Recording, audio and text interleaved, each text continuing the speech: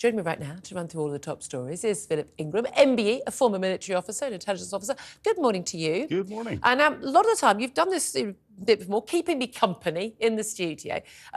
Mostly we have, political people, they're very much totally ensconced in the political world. It's actually really refreshing to have somebody who kind of a little bit more outside it to sort of talk about this, and also some of the practicalities of the policies that all the politicians and pundits have a view on, but you would probably have more knowledge of whether the policy will or won't work. I am, of course, talking about the Rwanda policy. Before we get to that, I just want to run through, for people who, have a life, well done, everybody, and don't get glued to this stuff. This is what's happened in the last few days. So we had James Cleverly, the Home Secretary, new Home Secretary, didn't want the job, wanted to be Foreign Secretary, rather nicer job, much more popular when he was Foreign Secretary, flew to Rwanda, the third Home Secretary to do that, long before any migrants are beginning to be sent there, signed a new treaty with Rwanda, which they think will get around some of the concerns of the Supreme Court, ruled that you couldn't go ahead with the Rwanda policy because Rwanda could possibly deport people to back to their home where they might face mistreatment. He also returned and said, we're going to see it, we're told later today, there's a new Rwanda bill. They're aiming to basically a bit of a middle ground, keep both sides of the left and the right wing of the Tory party happy, and that bill is going to basically stop the boats and get people on those planes to Rwanda. As he made that announcement, it turns out that behind the scenes, one of his junior ministers, Immigration Minister Robert Jenrick, had actually resigned. It finally emerged at 7 o'clock last night. He resigned, basically saying that this new bill was a triumph of hope over experience. This, by the way, after his former boss, the former Home Secretary, Suella Braverman, had stood up in the House of Commons, giving her first speech in the Commons since being sacked, warning that the party faced electoral oblivion in a matter of months. She says, if we introduce yet another bill destined to fail, she says, do we fight for sovereignty or do we let the party die?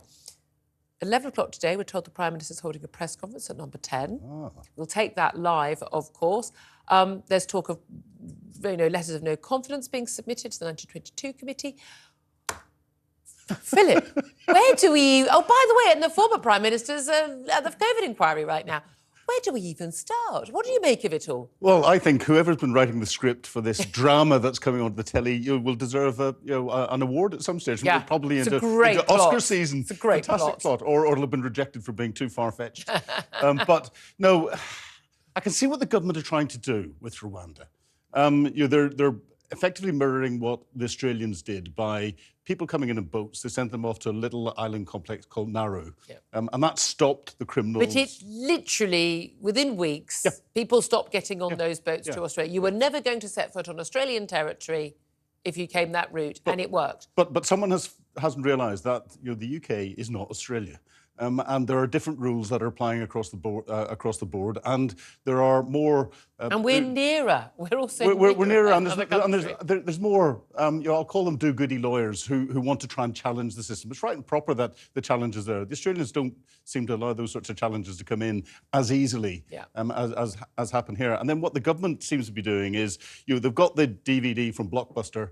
Other DVD rental outlets are available, but still a thing. For the younger listener, I'll explain later what that is. And they've put it in. They don't like the ending, so they've gone and they've handed that one back again and got exactly the same title out, hoping there's a different ending. Yeah, that seems to be. And this is kind of what Robert Jenrick was basically saying. Look, and he, 2 days ago was out defending the government's plan. Now he's saying that this new legislation won't stop the boats. As he said, he called it a triumph of hope over experience. And Suella Braverman, in her statement to the Commons, she's done an interview this morning as well. She said, I refuse to sit by and allow the trust that millions of people have put in us be discarded like an inconvenient detail. She urged the Prime Minister to change course. And she basically said, look, this isn't going to work. It's not going to stop the boats. And she says, we can't do half measures on this because it won't work. And that's the thing. We've talked to a lot of immigration lawyers over the show over goodness knows how many years we've talked about this, and there seems to be this view, well it was working fine and then the Tories took over, but actually in 2009 X number of people were sent back to their countries. It was working fine. So the Brexit apparently made it worse, or it's happened long before then. Something happened to the Tories. They basically they had people who used to work on the supermarket tills doing making the judgments about whether or not someone had a right to stay. There was a massive backlog, 140,000 now. A lot of it we think is the money. A lot of it is also there's a huge extra number of people 2015 onwards turned up. But absolutely abject failure at a certain point to stop but they just basically stopped deporting people. Now, was that a political decision? Because why would any government want to stop doing that? Most people are opposed to illegal migrants staying in the country, even if you want to please the do-gooders. But it seems to me that they were stopped by the courts, by the lawyers. That basically, if you come here, you decide your wait ages, but when you do get assessed, you've got no right to stay here. You then plead, I've got a girlfriend here, I've got a kid here, I've got a second cousin once removed who lives here. I've got a family life, I've got a pot plant that I'm really attached to. And you can basically go through challenge after challenge after challenge all the way through, and you'll be getting aid for this. And there is an entire charity business network now. There's big money in these legal challenges. That's the key. There's big money in there. And you've got all of these organisations that are looking after, in inverted commas, those that are coming in illegally.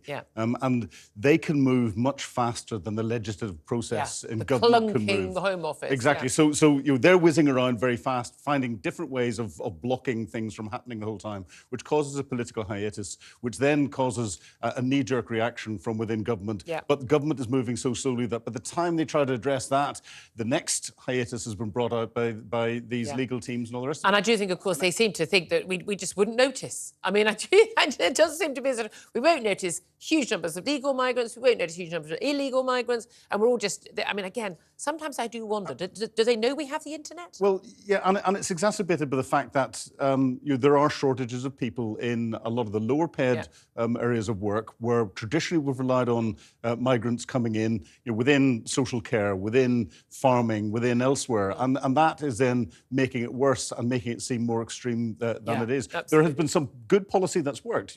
Albanians were the majority for a period of time. The government took very quick action with Albania. Basically, they're going to be deported, and that stopped. And that has effectively stopped. Yeah, and that's a very good point. But the question is people who are coming from other places. Clearly, Albania is not a war-torn nation. You may prefer to live here rather than Albania, but you don't have that right. In terms of what would actually work, look, if we've got the man who was basically an immigration minister, many thought he made it into the cabinet, Robert Jenrick, thought to be very close to Rishi Sunak, that if he thinks his policy doesn't work, the former Home Secretary doesn't think this policy would work, the former Home Secretary before the last one, Priti Patel, doesn't think this policy would work. Many on the right of the party think this is just not going to work, that this is basically one of those sort of let's please everyone thing. Now, there's a lot to be said for that in politics.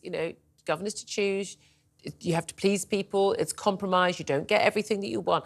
But it does seem to be very clear with legal things, you can't compromise that much because people either have the right to stay here or they don't. And if there's any opening to any legal challenge, and Suella Braverman certainly in the interview this morning is saying, look, you can't go by half measures. You've got to totally exclude all ways of challenging. Now, I believe in the rule of law. I want there to be legal challenges. I also believe in the abject incompetence of our civil service and anyone making these decisions, certainly the Home Office. There will be mistakes made and there'll be people who do have a right to be here and deserve our care and a safe haven.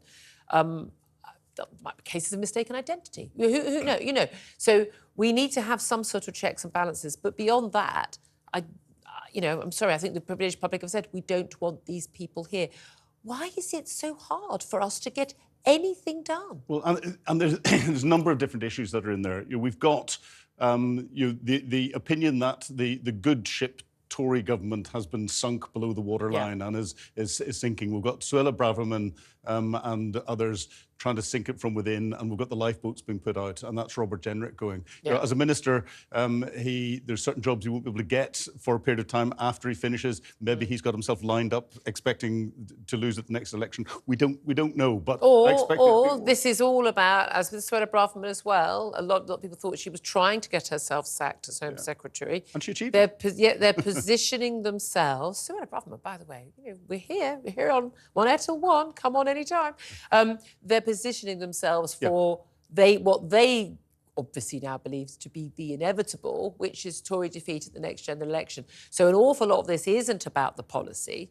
An awful lot of this is also about people's ambitions. And the other thing is, and one of the strengths of this country is that we don't have a written constitution. But it's also, when it comes to these sorts of things, it's one of the weaknesses. Because without the written constitution, there isn't a black and white in law, it's case law.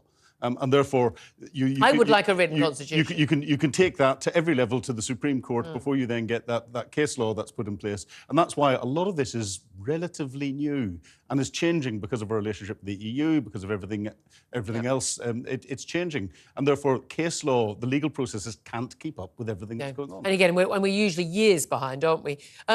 How do you think this will play out? The Rwanda bill is being introduced in Parliament. There'll be the first vote on it next week. There's some talk about it being number 10 saying it's put up or shut up. This is a vote of confidence. So you're going to have to vote with the party. I mean, only recently, Rishi Sunak saying unite or die, and we know voters don't vote for parties that are in disarray and disunited. We know the party isn't. But is there anything they can do to save it? I mean, we could.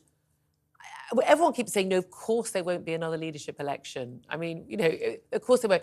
I don't think you can say, of course, anything now. Well, I think the next leadership election will be a general election, because who would want to take over the Tory party and become a prime minister for a couple of months, get the same sort of criticism? That's the thing. Why would you? Yes, why would you want to do it? There's talk of letters of no confidence going into the 1922 committee. But again, the only time we'll know whether there's more than one is when we get to whatever the number is this week. Depends on the number of Tory MPs. There are so many who've stood down or are now independents. There's fewer needed than previously. But I mean, do you think that any government with the will can actually stop tens of thousands of people, mostly young men, getting on dinghies in Calais and travelling to the UK and ending up staying here?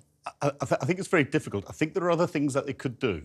For example, if the majority that are coming in at the moment are Afghans. There is a legal route for Afghans to come in because of what's happened there. You can barely get in. You can't even get in the country if you're a former interpreter. So we know that route is very limited. And therefore, it's look at those legal routes that are there and try and improve those. So if you put a legal route somewhere in the middle of France, or even if you put one in Calais and told people that they either had to process through there. If they process through there, they can come in. If they don't process through there, then they can't come in, and they will automatically be deported. You're creating. Do we have to leave the European Convention on Human Rights? Do we have to basically ignore European Court of Human Rights?